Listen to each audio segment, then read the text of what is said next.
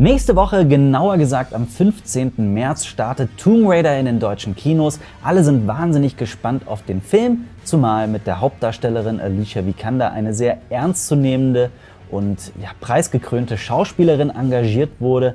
Tomb Raider ist seit 1996 aus dem Spielekosmos gar nicht mehr wegzudenken und die Reihe um Lara Croft hat von Square Enix vor ein paar Jahren ein Reboot bekommen, eine ganz neue Spielereihe, und es ist eine sehr beeindruckende Reihe, denn die neue Tomb Raider-Reihe ist sehr storylastig geworden mit einer wundervollen Grafik und einem Gameplay, das mehr an einen waschechten Actionfilm erinnert, als wirklich an ein Videospiel. Ob der norwegische Regisseur Roar Uthaug die Atmosphäre der Spiele auch auf Film bannen kann, das bleibt abzuwarten. Ich konnte den Film selber bislang noch nicht sehen. Ich möchte aber den Start des Films als Anlass nehmen, um euch mal zu zeigen, welche Videospiele in den kommenden Monaten verfilmt werden und vielleicht sogar schon dieses Jahr anlaufen könnten. Dabei muss gesagt sein, dass bei vielen dieser Adaptionen die Produktion nicht leicht ist, denn wenn Spielefirmen und Filmproduktionen zusammenarbeiten, dann gibt es oft kreative Differenzen, gerade weil die beiden Branchen sehr unterschiedlich arbeiten. Da kann es immer sein, dass es zu spontanen Verspätungen kommt. Heute wird es aber um Spiele geben, deren Vorproduktion bereits begonnen hat. Damit ein herzliches Willkommen hier auf unserem Film-, Serien- und Comic-Kanal Cinema Strikes Back in unserem immer noch recht neuen Set. Wir beginnen mit einer Spielereihe, die mir persönlich sehr am Herzen liegt. Bereits 2015 hat die Produktionsfirma Lionsgate die Rechte am Borderlands-Universum erworben. Die überaus beliebte und durchgeknallte Science-Fiction-Spielereihe soll es unbedingt auf die Leinwand schaffen. Dafür hat Lionsgate den Produzenten Avi Arad und seinen Sohn Ari Arad verpflichtet. Die beiden waren bereits bei Filmen wie Iron Man, Sam Raimi Spider-Man und auch X-Men involviert. Hoffen wir mal, dass da die richtigen kreativen Leute gefunden wurden, um aus Borderlands einen akzeptablen Film zu kreieren, denn wirklich gute Spieleadaptionen, also Filmadaptionen von Spielen, die sind ja an einer Hand oder an 3 Fingern abzuzählen. Die düstere und brutale Welt aus Borderlands eignet sich aber äußerst gut für einen hochinteressanten Film, in dem die sogenannten Kammerjäger nach hochtechnologischen Alien-Schätzen suchen. Als Drehbuchautor wurde Aaron Burke engagiert, der eigentlich in erster Linie Stand-up-Comedian ist, aber das passt ja auch irgendwie zu den Spielen. Lionsgate spricht auch davon, dass sie Mad Max im Weltraum machen wollen. Da kann man gespannt sein. Einen Starttermin gibt es aber noch nicht. Vor ungefähr 2 Jahren erschien ein atmosphärisch sehr interessantes Spiel vom Indie-Studio Campo Santo, das mich persönlich stundenlang vor den Computer gefesselt hat, nämlich Firewatch. Darin spielt man den Mit-40er Henry, dessen erste Frau erste Anzeichen einer Alzheimer-Erkrankung zeigt. Henry beschließt dann einen Sommer lang in den Wäldern von Wyoming den einsamen Posten eines Feuerwächters anzunehmen, irgendwann in den 80ern. Nur übers Walkie-Talkie kommuniziert er dann mit seiner Chefin Delilah, die ihm aufträgt, 2 Teenie-Mädchen aufzusuchen. Doch die scheinen verschwunden zu sein und so erzählt Firewatch eine sehr berührende und ruhige Mystery-Geschichte, die es ziemlich in sich hat. Firewatch ist dabei gerade eben in seiner Atmosphäre sehr eigenwillig. Es ist kein klassischer Actionkracher und auch kein Rätselspiel, sondern was ganz Eigenes. Und nun wird es vom Produktionsstudio Good Universe zu einem Film adaptiert und die haben in den letzten Jahren mit Don't Breathe und The Disaster Artist 2 Filme gemacht, die beide überragend waren. Das Spiel war ein Überraschungshit, das 1 Million Käufer fand in etwa. Hoffen wir, dass der Film dem Spiel gerecht wird, aber auch hier gibt es leider noch keinen Starttermin. Sonic the Hedgehog, der bekannteste Igel der Welt, Segas großes Konkurrenzprodukt zu Nintendos Mario, bekommt tatsächlich einen eigenen Kinofilm. Es gab in den letzten Jahrzehnten eine lange andauernde Comicreihe, es gab natürlich mehrere Zeichentrickserien und nun bekommt der schnellste Igel der Welt seinen eigenen Film. Der leitende Produzent ist dabei eine überaus interessante Person, nämlich Tim Miller. Das ist der Regisseur von Deadpool, der übrigens auch Terminator 6 inszenieren wird. Miller wird die Leitherrschaft für die Produktion des Sonic-Films übernehmen. Sonic the Hedgehog ist allerdings erst für Ende 2019 angedacht. Die Produktion startet aber tatsächlich dieses Jahr. Und der Film wird angeblich ein Hybrid aus Live-Action und CGI-Spektakel à la Space Jam. Und es wird sogar gemunkelt, dass Tom Cruise und Christian Bale als Sprecher agieren sollen. Wenn ihr wie wir tickt und nur den Kopf schütteln könnt, wenn über den Angry Birds Film gesprochen wird und dass sogar auch noch ein zweiter Angry Birds Film kommen soll, dann wird euch nicht erfreuen, dass auch zur Handy-App Fruit Ninja ein Film geplant ist. Kein Witz, Angry Birds ist ja das am öftesten heruntergeladene Handyspiel überhaupt, dicht gefolgt von Fruit Ninja, und der Erfolg dieser App soll nun ins Kino übertragen werden. Das verkündete zumindest der Produzent Trip Winson, der so ziemlich trashige Filme wie San Andreas, Nummer 23 und Hänsel und Gretel Hexenjäger gemacht hat. Die Story des Films wird allerdings noch geheim gehalten. Man weiß allerdings bereits, dass der Film Live-Action werden soll, also mit echten Schauspielern. Ich persönlich befürchte Schlimmstes.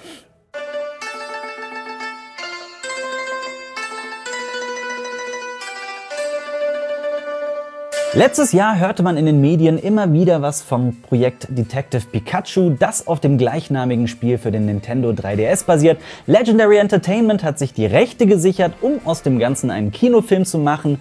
Dafür wurde unter anderem auch die Drehbuchautorin Nicole Perlman engagiert.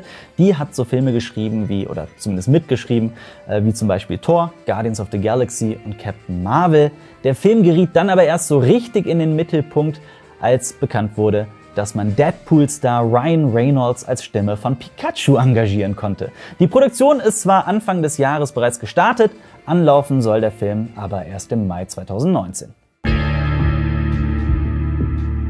Wer noch nie etwas von den Half-Life-Spielen gehört hat, der sollte sich in irgendeine Ecke verkriechen. Der Spielehit aus dem Jahr 1998 gilt noch heute als ein absolutes Meisterwerk. Wer den Klassiker noch nie gespielt hat, der sollte sich auch mal Black Mesa anschauen. Das ist ein 1:1 Remake mit ganz aktueller Grafik, das ich sehr gut fand. Auch der Nachfolger von Half-Life, Half-Life 2, konnte von vorne bis hinten Kritiker und Spieler vom Hocker reißen. Ich gehe so weit zu sagen, dass es nicht nur eines der besten Ego-Shooter aller Zeiten ist, sondern eines der besten Spiele überhaupt. Die Rechte an einer filmischen Adaption liegen derzeit bei der Produktionsfirma Bad Robot.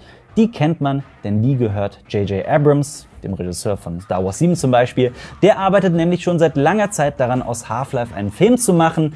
Derzeit arbeiten angeblich mehrere Autoren an einer passenden Story und Abrams hofft, dass man bald vorankommt. Sieht so aus, als stecke der Film derzeit in der Produktionshölle. Dass er aber bei der produktiven Firma Bad Robot in Arbeit ist, ist ein ziemlich gutes Zeichen. Aber auch hier ist ein Starttermin leider noch nicht bekannt.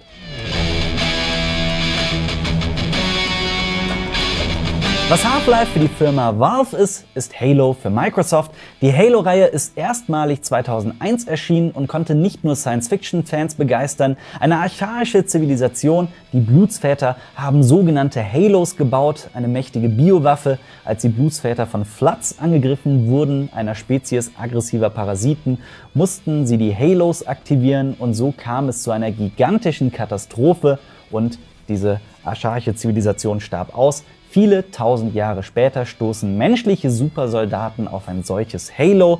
Das war mein Versuch, die Grundhandlung der etwas komplexen Halo-Reihe zu erklären. Besser könnte das vermutlich Alex Garland, denn der hat ein Drehbuch für eine filmische Adaption des Halo-Stoffes geschrieben. Garland ist mittlerweile nicht nur Drehbuchautor, sondern auch Regisseur. So hat er den grandiosen Science-Fiction-Film Ex Machina geschrieben über eine Androidin und auch inszeniert. Und jetzt ist auch das aktuelle Netflix-Projekt Auslöschung von ihm. Ursprünglich sollte in Halo eigentlich mal Guillermo del Toro Regie führen, dann sollte Peter Jackson das Ganze produzieren und inszenieren und dann Neil Blomkamp. Blomkamp hatte ein paar Testdrehs, die dann später sogar als Werbung für Halo 3 unter dem Namen Halo Landfall rausgebracht wurden. Mittlerweile wurde sogar Game of Thrones Showrunner D.B. Weiss engagiert, um das Drehbuch weiterzuentwickeln. Ob aus dem Film noch jemals was werden wird, steht noch in den Sternen. Dieses Jahr arbeitet Steven Spielberg mit seiner Produktionsfirma Amblin Entertainment ganz aktiv an einer Serie zu Halo. Noch dieses Jahr sollen die Dreharbeiten beginnen. Viel ist dazu aber bisher noch nicht bekannt.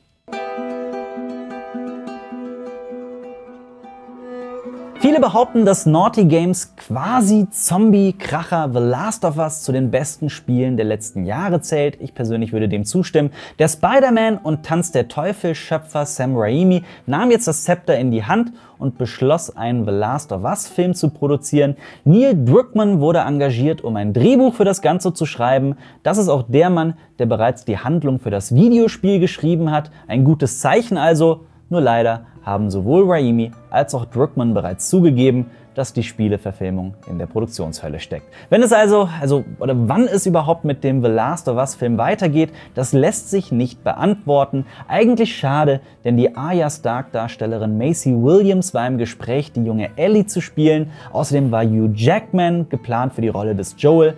Aber ob aus diesem Film jemals was wird, das steht leider noch in den Sternen.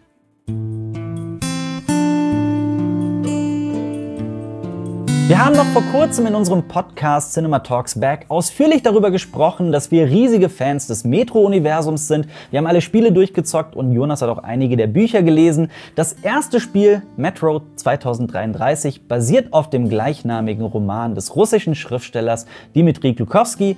Der hat eine Welt geschaffen, die durch eine Apokalypse über der Erdoberfläche zum Ödland geworden ist. Im Moskauer U-Bahn-System hat sich daraufhin eine neue Zivilisation mit verschiedenen Städten und Nationen entwickelt, während auf der radioaktiv verseuchten Oberfläche genetisch mutierte Organismen ihr Unwesen treiben. Angeblich soll die Spiele- und Buchreihe nun verfilmt werden. Hollywood-Größe Michael De Luca soll das Ganze produzieren und seine Filmografie aufzuzählen würde mehrere Stunden dauern. Sein bekanntester Film ist aber vermutlich 50 Shades of Grey und sein bester The Social Network. Viel ist zu dem Metro-Film ansonsten aber noch nicht bekannt, außer dass man sich von Mad Max und Hunger Games inspirieren lassen möchte.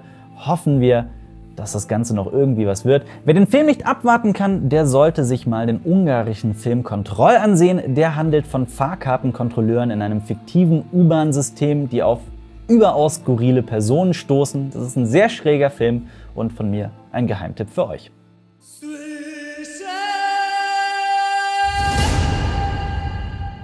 Viele der Spieleverfilmungen stecken also in der absoluten Produktionshölle, doch ein Großprojekt geht munter voran. Netflix hat vor einiger Zeit eine TV-Serie zur Rollenspielreihe The Witcher angekündigt und nun ist das Drehbuch für die Pilotfolge fertiggestellt worden. Angeblich möchte man sich aber nicht unbedingt auf die Spiele beziehen, sondern vor allem auch auf die Romane und Kurzgeschichten von Andrzej Sapkowski. Und in denen spielt ja vor allem Ciri eine wichtige Rolle, neben dem Hexer und Monsterjäger Geralt von Riva. Die Daredevil, The Defenders und West Wing Autorin Lauren Schmidt-Hissrich hat ein Bild des Drehbuchs auf Twitter geteilt, das seht ihr hier. Angeblich geht es mit dem Projekt sehr gut voran, sodass man eventuell sogar 2018 mit der Produktion beginnen könnte. Da Netflix dahinter steckt und die ja überaus produktiv sind, kann man hoffen, dass The Witcher nicht wie andere Verfilmungen in diesem Video in der Produktionshölle landet. Angeblich soll die Serie sogar noch dieses Jahr erscheinen. Ich glaube das aber erst, wenn es tatsächlich passiert. Und ja, es gab bereits in Polen eine etwas trashige Witcher-TV-Serie, die sei euch als weiterer Geheimtipp mit auf den Weg gegeben. Und jetzt müsst ihr mir mal in den Kommentaren folgende Frage beantworten. Auf welchen dieser Filme oder auf welche dieser Serien freut ihr euch am meisten? Jeder, der jetzt Fruit Ninja in die Kommentare schreibt, kriegt von mir persönlich einen Dislike. Und jeder von euch, der cool ist Abonnent unseres Kanals Cinema Strikes Back und der aktiviert auch die Glocke. Das ist einfach so. Wir machen nämlich so geile Videos wie unseren Podcast von letzter Woche. Da sprachen wir über eine Stunde darüber, auf welche neuen Videospiele wir uns dieses Jahr freuen. Checkt das unbedingt mal aus, falls ihr es nicht schon getan habt. Und man sieht sich spätestens am Montag wieder bei einer neuen Folge Cinema News hier auf Cinema Strikes Back.